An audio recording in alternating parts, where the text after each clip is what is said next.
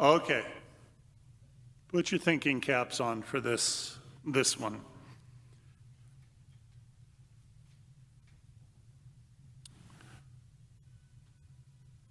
This is about the agnostic, insomniac, dyslexic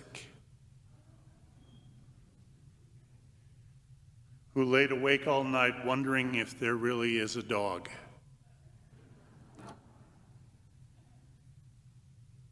Dyslexic, agnostic. Okay, good. I know, you guys are roaring with laughter, but those masks really block it a lot, so doggone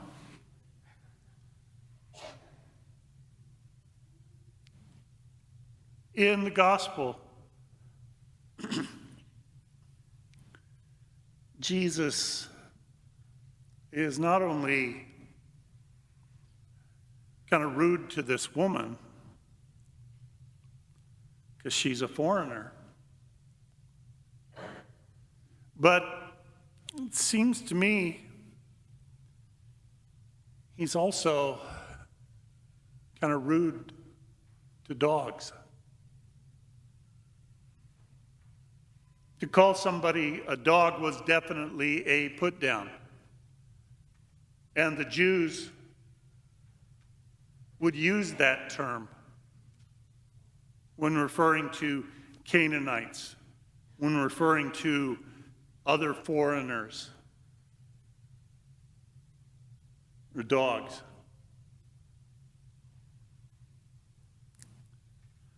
So, I was just thinking about it this week, and I just feel like I've given so many heavy, serious homilies lately because we live, we're going through such strange, serious, uncertain times. And I thought, man, tonight let's kind of lighten things a little bit, maybe go in a bit of a different direction. I don't know how many of you have seen that commercial on TV, but there's the little girl in the hospital, and she's obviously been going through a very rigorous course of treatment, and the nurse comes in and she goes, "Oh, more treatment?" And the nurse says, "Well, we're going to try something a little bit different today." And lo and behold, this beautiful dog comes in and comes right to her, and she brightens right up. I love that commercial. I love it because of her reaction. I love it because of the statement that there are many, many ways when we are ill that we need to be treated, we need to be cared for.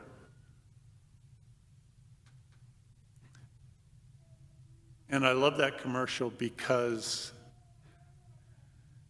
I just picture them bringing in a cat and seeing if the same thing would happen.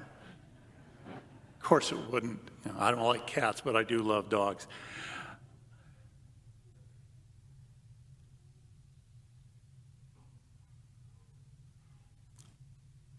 About 20 years ago, a woman by the name of Mary Ellen Ashcroft wrote just a very thin, very small book that I find incredibly powerful. It's called Dog Spell, a dogmatic theology on the abounding love of God. And it's amazing because she uses as a reference her own black lab. and draws so many parallels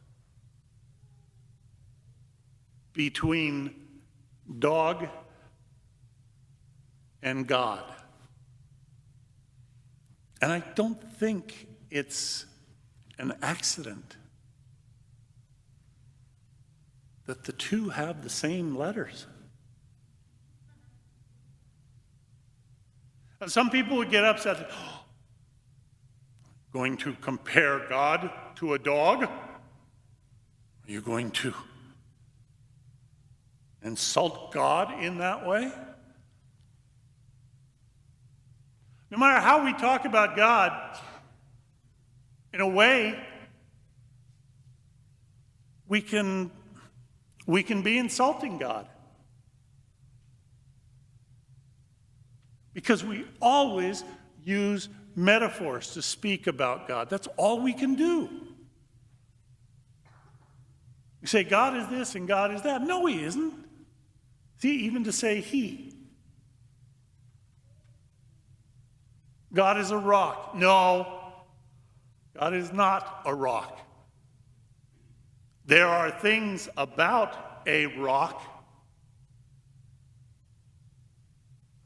that we can know are true of God. His steadfastness, his strength.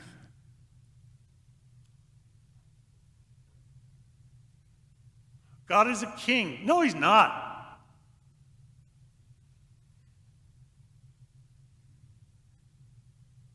God is a judge. No, God is not. Even to say God is a father. We're trying to say certain things about God that are positive, but I have talked to many, many people who, growing up, their experience of a father was not loving, was not gentle and tender. And so God is always more than the limitations of our words and our concepts.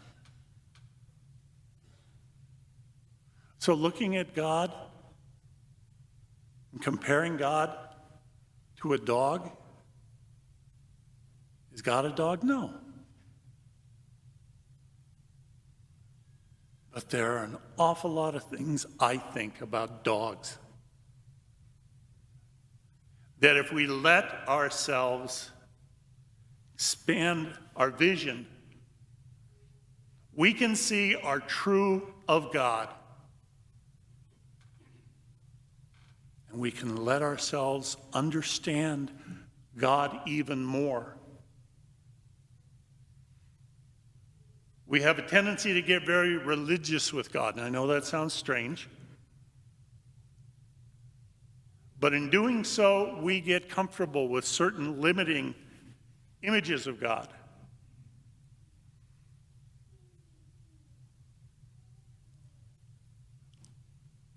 But when we talk about the love of dog, it's unconditional.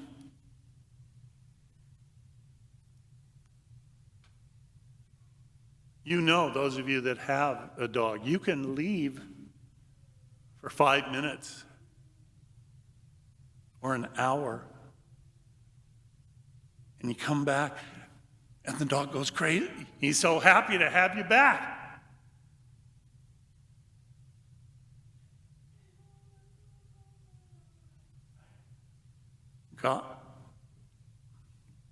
Dog basically will try to be with us when we're sitting and we're having difficulty or having a cry or something. Dog is there, saying to us, if this is where you are, then this is where I want to be. How much more is that true of the God who loves us? God saying to us, I love you, I want to be with you.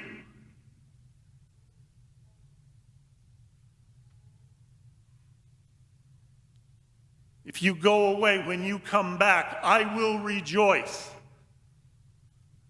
Parable Jesus told to the prodigal son.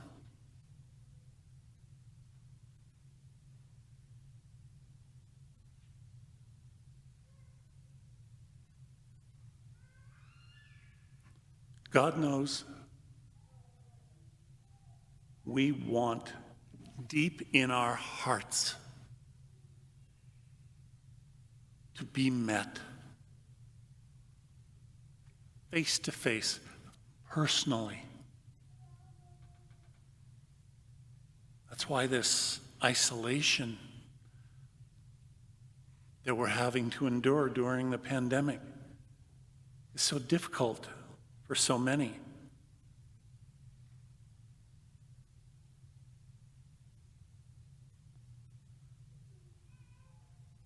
Because being face to face with God is the center of Christian spirituality.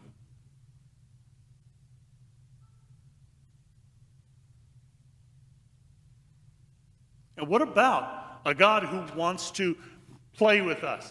A God who doesn't worry about appearances, who's willing to roll in the dirt, and the mud.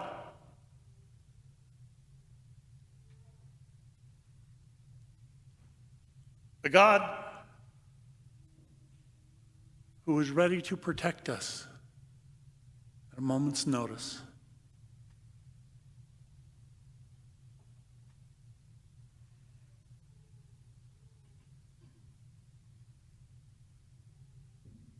It's funny. When we are with our dogs, I'm guessing we don't worry or get upset about how we look to them or what are they thinking of us.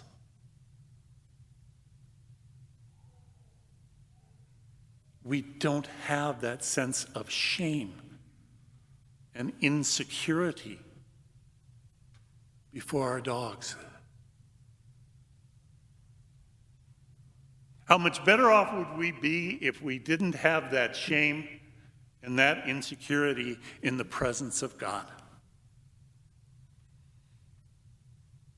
Knowing that God's acceptance, God's joy at being with us is unconditional.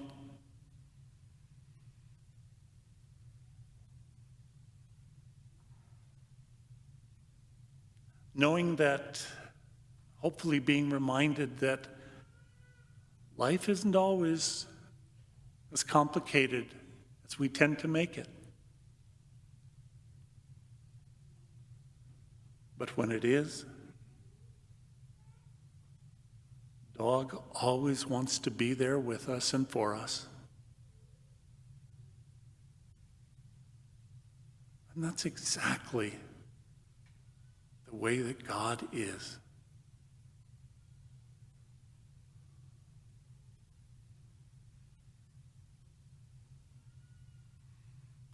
It's not right to take the food of the children and throw it to the dogs. Well, come on, Lord. Dogs deserve better than that. You made them like you made us in so many ways, in your image, to reflect your love.